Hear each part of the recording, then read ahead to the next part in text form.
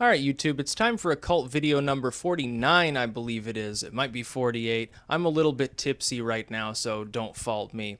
On the concept of just fucking take it easy and don't worry too much. Essentially, let me open the, I don't have notes here, but I do have the tags filled out beforehand. YouTube makes you fill them in all manually. It's really retarded, so I have to put it in a notepad file before I make every video. Yeah, it's 49. Be not afraid. Essentially, it's this. Think about it this way. There are very few dichotomies that can be constructed by mankind that are actually true. Most dichotomies are false. They're artificial. They're made subjectively in order to manipulate humankind. You would think of Democrats and Republicans. There are more parties than that. There are more platforms than that are possible to make. You could make any of thousands of different party platforms by taking just a few dozen key issues and formulating some sort of idea for them. It's a false dichotomy. It's created to control people. But think about this dichotomy.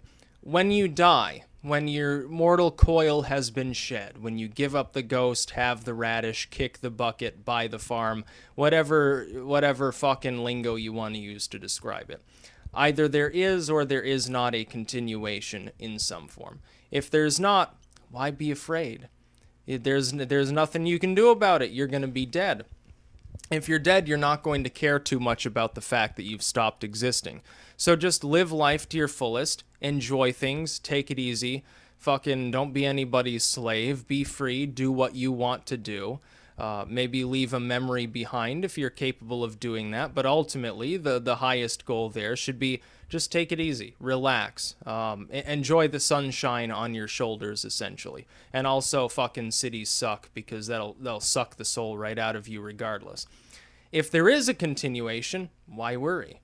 Because either it's fated and it's unavoidable, you're going somewhere when you're reincarnating uncontrollably, or everyone's fated to their specific afterlife destiny, as I believe the Lutherans believe. They believe in predestination.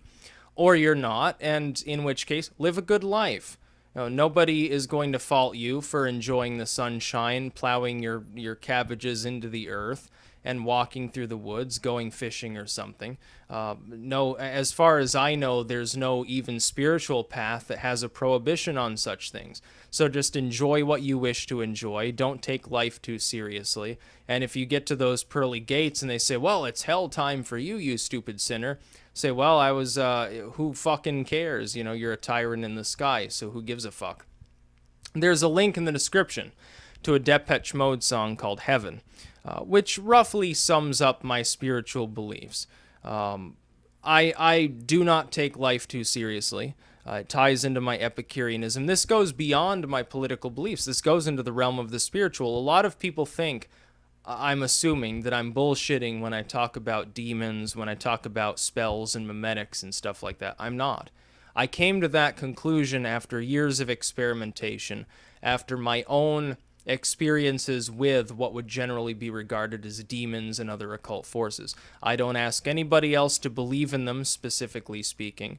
I simply say, from a logical, philosophical, rational perspective, there is no reason to be afraid of mortality. There's no reason to really care about getting older. You get sick, okay, well, the most you can hope, if you're sick and dying or whatever, is a maximum of dignity in your death and a minimum of suffering. Ultimately, otherwise, you're still mortal, you're gonna die anyway. People love to talk about Count Saint-Germain or something like that. Someone who never dies, someone who's immortal. They spun tales for thousands of years about the elixir of immortality, the sorcerer's stone, or El Dorado, the fountain of youth, or the cup that caught the blood of Christ, and if you drink from it, you'll live forever, or something like that. What's the fucking point? What's the point of being completely stagnant and never changing, never getting to undergo that transformation? Even if, as the most hardcore secular atheist believes, in the absence of string theory or something like that, even if you believe that you literally turn into dust and there's no consciousness at all, why bother avoiding it? Well, it's something that everybody else is going to undergo. There's no real reason to avoid it. Why would you be afraid of it? The concept of death, to me, is nothing more than part of a cycle anyway. If I regard it as a natural force, I can look at, for instance, plants that I'm sowing out in the garden. When the frost comes, they die. The seeds then come up the next year. They're basically just fucking clones of the same plant anyway. Well, it's the same exact circular system at work. It's not circular in the sense of never changing. It's more of a spiral because evolution is still going on. This same thing is at work on every human system. It's at work on every biological system. It's at work on the universe at large. If you had a computer large enough to collect enough data, you could probably gather enough information to predict almost any astral phenomena. Whether or not it's deterministic or not makes very little difference in such a convoluted system anyway.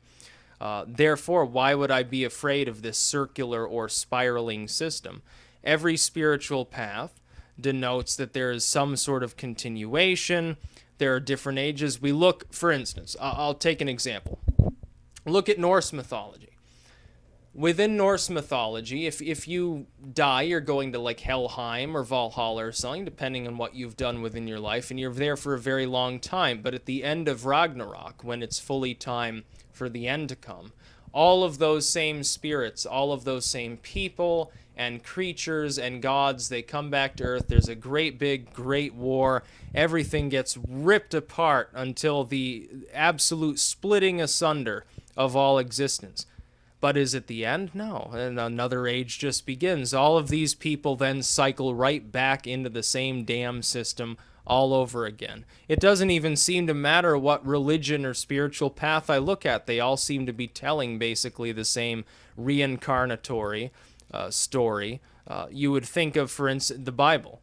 The Bible says, oh, you go to heaven when you die if you're virtuous. But at the end of the era, those people then are emptied from heaven and hell again to be rejudged. They stay there a very long time. If I listen to certain branches, then that cycle also perpetuates over and over. It's like the culling of dead, non-vibrant matter in order to cycle it back into the system to perpetually renew it. We might think of a natural phenomena as roughly akin to what most spiritual paths talk about, the afterlife or reincarnation or whatever. That is, if you leave a forest alone for a very long time, underbrush gathers, things build up, and it becomes fire prone. But if you burn it regularly, it stays vibrant, it stays green and healthy and much younger. Well, in the same sense, if your soul is perpetually incarnated in the same body, that body gets degraded over time because that's what being physical does. It's the only way, in many spiritual circles, they would say, well, the body may be the only way the spirit can actually interact with or enjoy the world around it, but it's also, it gets corrupted over time. It has to be renewed. It has to be destroyed in some manner. It has to be destroyed. You reincarnate, or you spend a time asleep in Devachan and then reincarnate, or you go to some paradise or purgatory for a while, then you reincarnate. It really depends on the system, but ultimately you're getting cycled back into it regardless. Even within Abrahamism, it's the same thing. It's exactly the same. So my message to people is, on the topic of like death, reincarnation, whatever it happens to be, why the hell are you worried? Why the hell would you be worried about dying? Everyone's going to do it anyway. It can't be that bad. And if it is that bad, oh well, it's inescapable. Why worry about it? Why waste your life doing that? Why worry about anything? Why worry about where your next meal is coming from? So what, you fucking starved and died? Well, you would have died anyway. You got sick. Oh, you smoked too much, got lung cancer and died. Who cares? You drank too much, you got liver and cancer and died. Oh my God, it's so terrible. No, you're going to die anyway. You got AIDS and died. You got stabbed and died. I'm not going to change the way that I live because I want to preserve my mortal body. Not because I want to crucify the flesh and I think the mortal body's fallen and degenerate, like an evangelical would. Not because of anything like that, but just I realize I'm going to die someday. I'm going to get old and fucking keel over. I'm going to have the radish. I'm going to buy the farm. I'm going to, smell the roses from below. It doesn't matter to me. That's the way I choose to live my life. Anyone trying to change my path is deluding themselves. Anyone trying to change the fundamentals of who I am, the independence behind my spirit, is not going to prevail upon me. It doesn't matter how close to me that they are. They will fail. They will be destroyed. They will be cut out of my life like a tumor. That's just the way that I am. That's a cautionary message for some people out there who do try to change me. That's essentially my philosophy of life. I don't care if there are deities. I don't care if I offend them. I don't care whether I reincarnate or not. I don't care if there's a hell or a heaven or a purgatory or a devachan or whatever it may be. I don't care whether there's nothing after I die. It really doesn't make any difference to me whatsoever. And if in the case, as some believe, within, not just physics, but some spiritual paths, mostly New Age ones, let's, be honest here, mostly New Age spiritual paths, although ancient spiritual paths were like New Age when they were first developed. Some of them believe, of course, that a person ultimately chooses their destiny. That is, whatever they believe in, if they believe they'll be utterly destroyed and they really want that, they'll be utterly destroyed. If they believe in reincarnation, they see that as desirable, then they reincarnate. If they believe in heaven, they go to whatever heaven they've chosen, and doppelgangers of those that were around them, so that they won't be like fucking sad because their loved ones may not have believed in the same thing. They'll be there too, and they stay there forever. Or whatever happens, happens. Ultimately, though, these are also part of larger cycles. It's like the calendar systems of the pagans when they talk about the end times or something. Those are not genuine doomsday scenarios beyond which there is no existence. They're simply part of a cycle. Kali Yuga, for instance, within Hinduism, is understood as a cataclysmic portion of a much larger cycle. It does not mean that the world literally completely ends and there's no life on it forever and everything's baked to a crisp and fucked up until the end of time itself. It just means that there is a cataclysmic age of great suffering, the Iron Age, the age of abysmal, miserable lack of spirituality, or whatever it happens to be, after which there's another golden age. Things reascend, things get better, they descend again, and this goes on forever. And there are cycles within this longer cycle, and there are larger cycles encompassing this other cycle. That's the way that it works. It's the way I view time. I'm not concerned about what happens when I die. I'm not concerned about what happens to my body. I just want to do my own thing. I'm a libertarian. I'm an Epicurean. I derive more pleasure from growing a patch of leeks than I do from buying a sports car.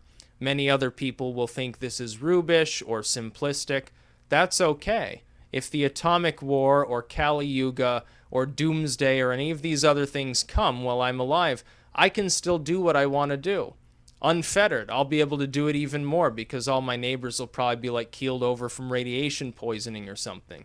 I'll have their land too. I'll just grow leeks everywhere. Your sports car, once you run out of gasoline, you're fucked. Well, what does that say about your hobby? You're going to be miserable. You're going to want leeks because now you're starving. I'm not going to give you any fucking leeks. I'm going to give you a baseball bat in the back of the head, and you'll keel over, and then I'll eat you too. That's essentially the way that I govern my life. I know that's a little bit, perhaps a little bit bitter and anti-humanistic, but who cares? Because if my surmisings on the spiritual are correct, and I have no reason to believe that I'm wrong, I don't have to worry about these things. You also don't have to worry. Just enjoy your life. That's the best advice I can give people. Like, people come to me, they say, oh, I got like guilt left over from being a Christian or a Muslim. I don't believe in it anymore, but the guilt's still there. How do I deal with it? Just do what you want. Live a simple, grow something, grow a tree, plant a tree. You'll feel good. Trust me. When you really ruminate on what you've just done, controlling where another life form grows for the next 100 years, you'll feel a lot better. You'll feel certainly a lot better than the simplistic nonsense of, well, I went and got some pussy and then I got a sports car. Now I'm in debt, but oh well, I got a pretty car and sex sometimes. That's not going to make you feel good for very long. If you can live that playboy lifestyle because you're really, really super rich, okay, eventually you're going to run out of that too if you're not smart. You got to be really smart to govern that. For the stuff that I enjoy, I don't need any of that bullcrap. I don't need the sports car. Honestly, I'd rather buy a tractor. I'd be growing like chamomile all over the property or something. So yes, my advice is take it easy. Stop worrying about death and mortality and all this nonsense because it doesn't even matter. Literally, it doesn't matter even slightly. Once you really think about it, if you've imbibed enough psychedelics to come to that conclusion, so be it. If you've meditated enough to come to that conclusion, so be it. If you've read enough, sort of extraneous spiritual works to come to that conclusion, so be it. But it's going to lead you to the same conclusion. It's going to lead you to the conclusion of, why are you so fucking worried? And then you're going to feel pretty dumb for having worried for so long. You'll be like, I wasted several years of my life worrying about death. Now I feel fine, but damn it, I can't get those years back. Well, then do it now. It's easy. It's very simple. That's about all. Peace out.